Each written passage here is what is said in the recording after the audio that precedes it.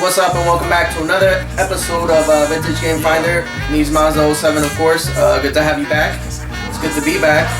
We're gonna go ahead and wrap another successful week in the books as far as video game pickups go. And if you're new to the channel, thank you for subscribing. Thank you for watching. Basically, I go around in my area game chasing and finding games that are common as well as uncommon, pretty much, and I try to put up a weekly video on what I pick up, not only for your entertainment, of course, but to kind of chronicle my voyage from coming back into collecting retro video games up until the point that we are currently, of course. So with that being said, let's go ahead and get started. Just by looking at it, I can tell you right off the bat, this week's pickup is really Nintendo heavy, which isn't a bad thing, of course. Nintendo is the video game benchmark that that we have come to know and love, of course. Some of us are not Nintendo fanboys. I'm not one, of course, but you gotta give respect where respect is due. So let's go ahead and get the Sega stuff out of the way, which is what I've been gravitating towards up until recently. Just trying to get my Sega end of the game room caught up with the Nintendo end, and of course the Sony end. So let's go ahead and take care of that. But before we do, I have a lonely pickup, and this week's lonely pickup is for the TurboGrafx 16. I got it in a trade, successful trade. I forgot who it was, but if you're watching, I remember it was George from California. George, if you're watching, thank you, man. I appreciate it. It was a pretty awesome trade, and I hope you received your end of the trade as well as the freebies that I threw in for you, of course. But yeah, I made a successful trade for the Turbo, and this is what I got. Bonk's Adventure. Off the top of my head, I don't recall, and if you remember, go ahead and leave a comment in the comment section if you could, for everybody else, including myself, because I every day I'm learning something new about the hobby, and it's something cool. And I thought that this was a launch title for the console back when it initially released, but a lot of people tell me it was Legendary Axe. A lot of people tell me it was God,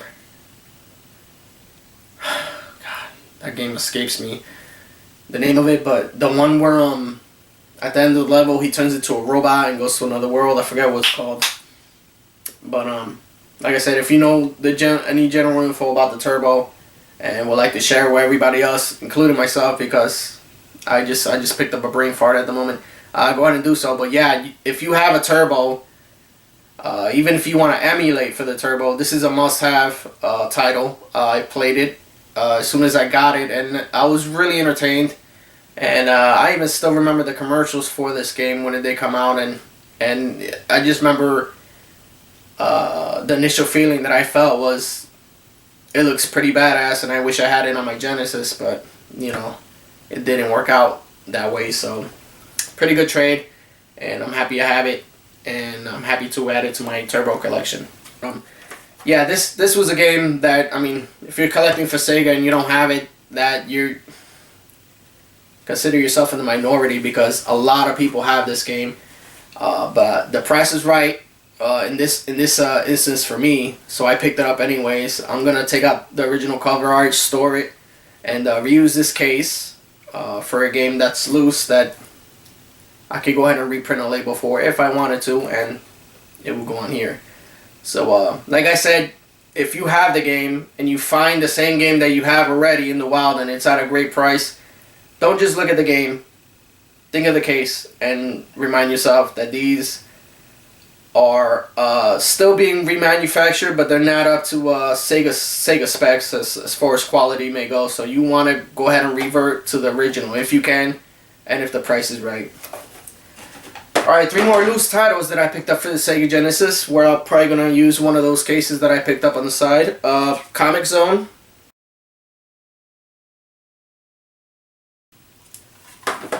This is a game I wanted since it came out. It's one of those games where you see the cover art, and whether you're going to end up liking the game or not, you still want it because that cover art is so badass. And that game I'm talking about is Mystic Defender.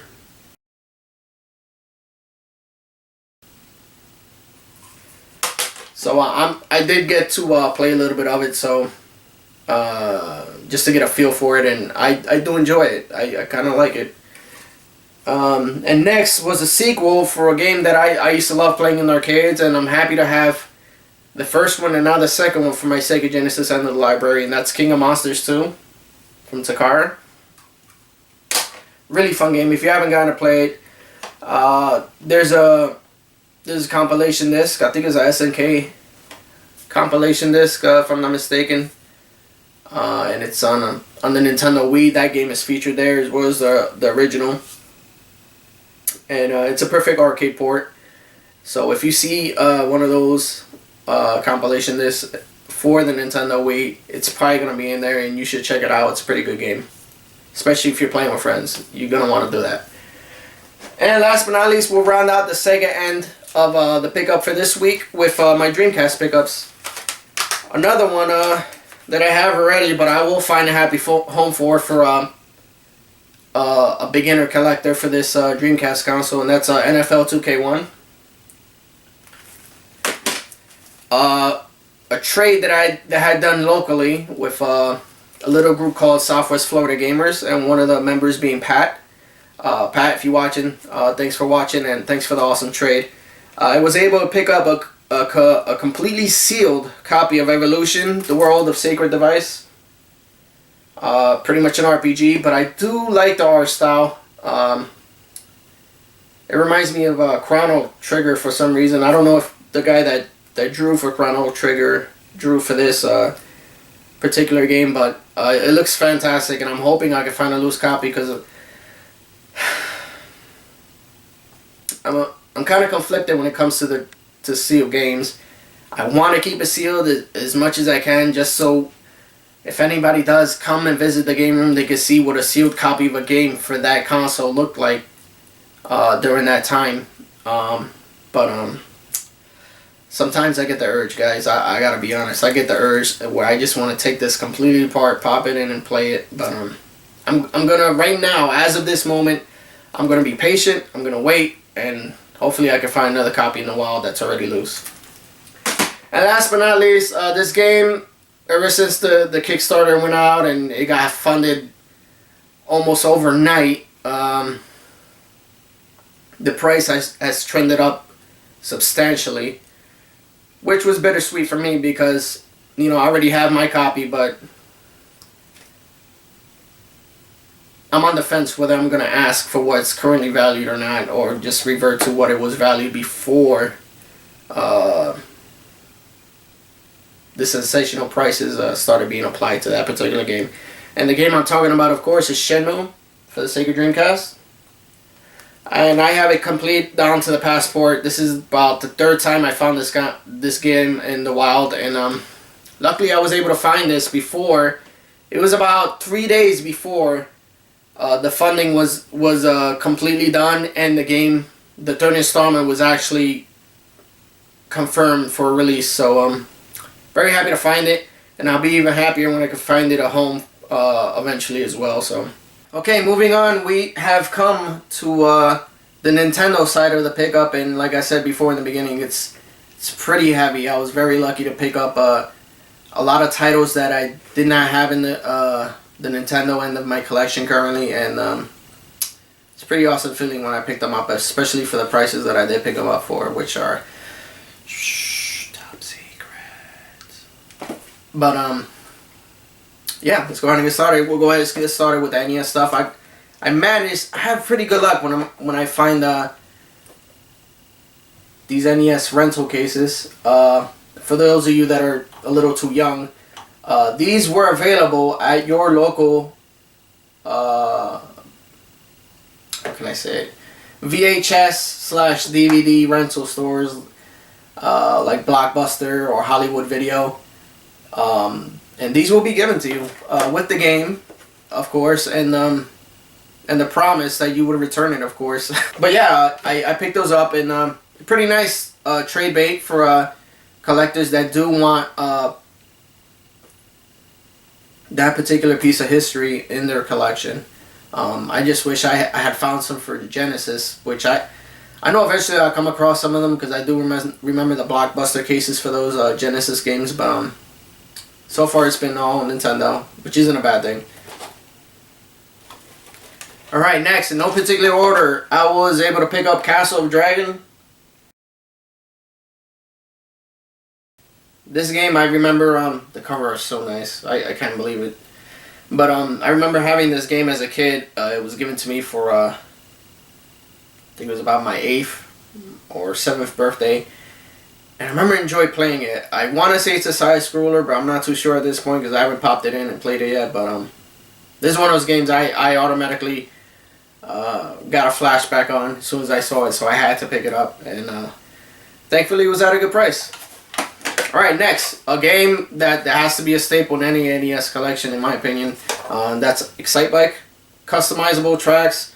You're able to play with your friends. You can do time trials to try to compete that way as well. Just an all-around great game by Nintendo, and one that I wish would have made a better resurgence than it has. I mean, the last Excitebike game that I remember being out was the one on N64, and that one was pretty lackluster, to put it nicely. Next game in the series I got for the light gun portion of the collection was Gotcha the Sport.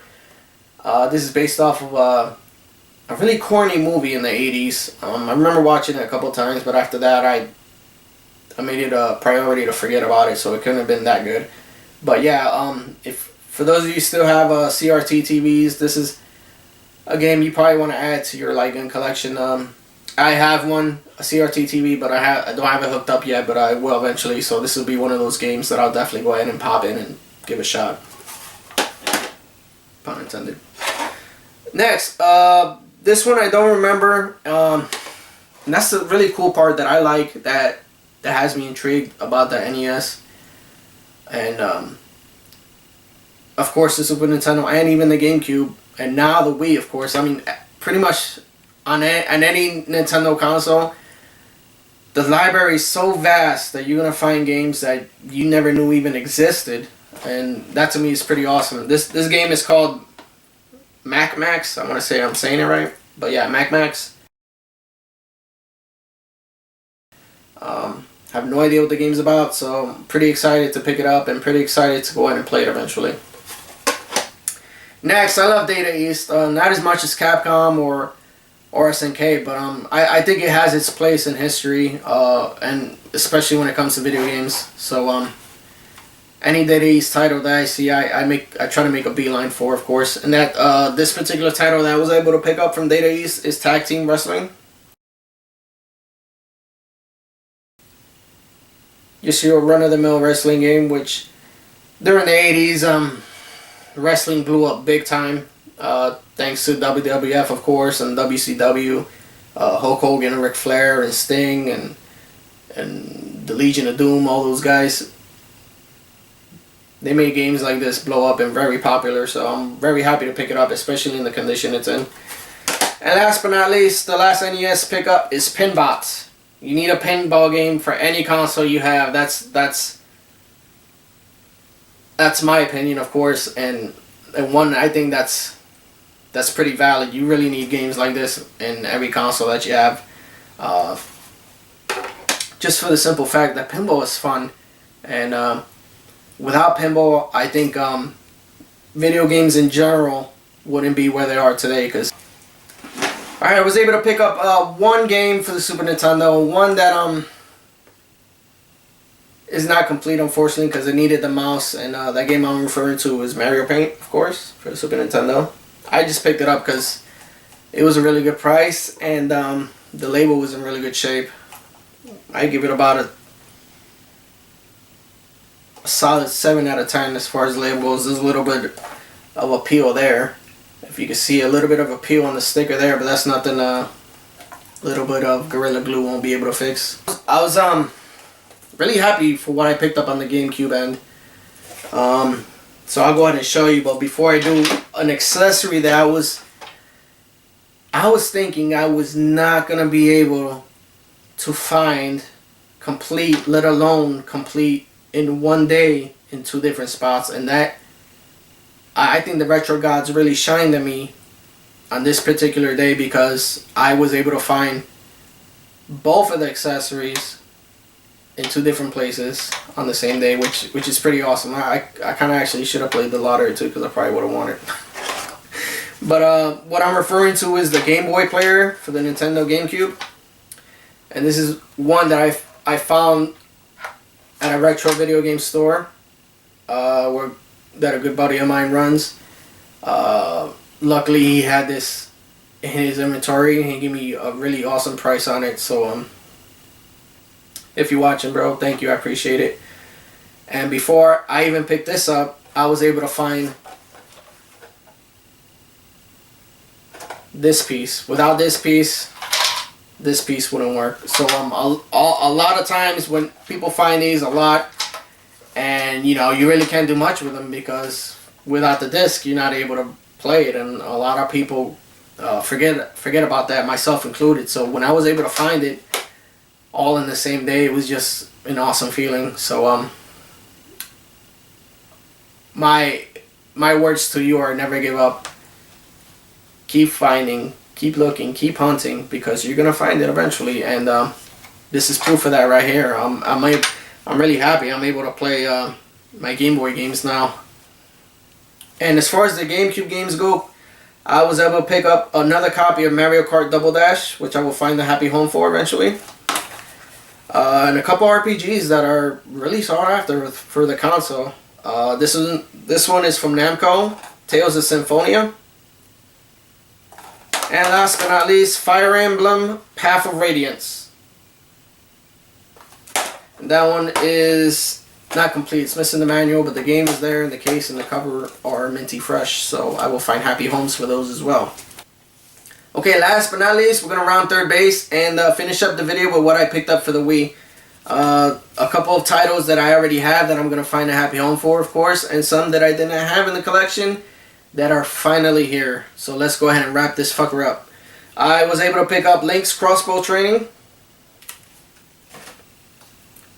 The Legend of Zelda Twilight Princess, Super Paper Mario. Oh, another Fire Emblem. Fire Emblem Radiant Dawn.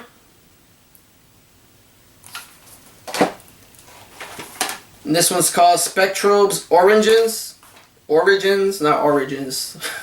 Almost sounds like I said oranges. No, it's Origins. There we go.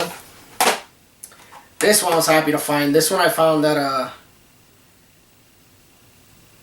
one of my GameStops in my perimeter. I don't want to say which one exactly, for obvious reasons, but I was able to find it, and I was able to find it for under 20 bucks, which isn't too bad, but isn't too good. It's not really BGF approved price, but every now and then I like to spoil myself, and that game I'm referring to is Data East Arcade Classics. This goes to what I was talking about before. Always look after the compilations, because especially if you're into retro, it's not a bad idea to pick these up, because some of these titles are really hard to find or really expensive to find if you want the actual real thing. But I don't really discriminate when it comes to the compilations. And in this case, it's fun, and this game is good because you can use the nunchuck, the Wii remote, or the GameCube controller, and more often than not, I just go ahead and use the GameCube controller, because it's just one of the most comfortable controllers that you could ever play on any console, other than the Sega Saturn controller, of course. And the last two I have, look at this, another compilation, Namco Museum Remix. I'm telling you guys, you gotta go after these. They're really good, really fun, and the big hits at get-togethers when you have people over. So And last but not least, there's a lot of games for the Wii from Sega, and I like that because, you know, I don't want to say I'm a Sega fanboy, but I like Sega more than most other consoles because it's pretty much the preferred console that I had growing up. So I was able to pick up Samba de Amigo. Don't have the original release for the Dreamcast yet, but little by little, I know eventually I'll go ahead and find it. I had mixed, well, I heard mixed reviews on this game in general, but I mean, it's still a fun game. Like I said, when you have people over, people together, you can get two players together, and you know, just have a good time dancing and moving your simulated maracas to a lot of the music that was for that time period. I don't know if there were actual artists or anything, but I do like the fact that there's about 30 to 40 songs that are in there, so it's gonna have replay value for sure. Well, alright guys, that goes ahead and rounds out the video for this week. Again, I want to say thank you. I really appreciate all the views. I really appreciate my subscribers, of course. Without you, I want to say I won't have as much as the motivation that I have now to go ahead and put out these videos. And I'm really, really grateful to the point where my collection is. Just looking at it, it's a little jaw-dropping to remember where I started to where I'm at now, and I couldn't have done that without a lot of help from my friends, a lot of support from my family, of course, and a lot of great things from you guys, the general audience as well. And I don't want to get into it anymore because I'm gonna get a little drowsy here. But yeah, thanks a lot. I appreciate it. And until next time, God bless, stay safe, and happy hunting.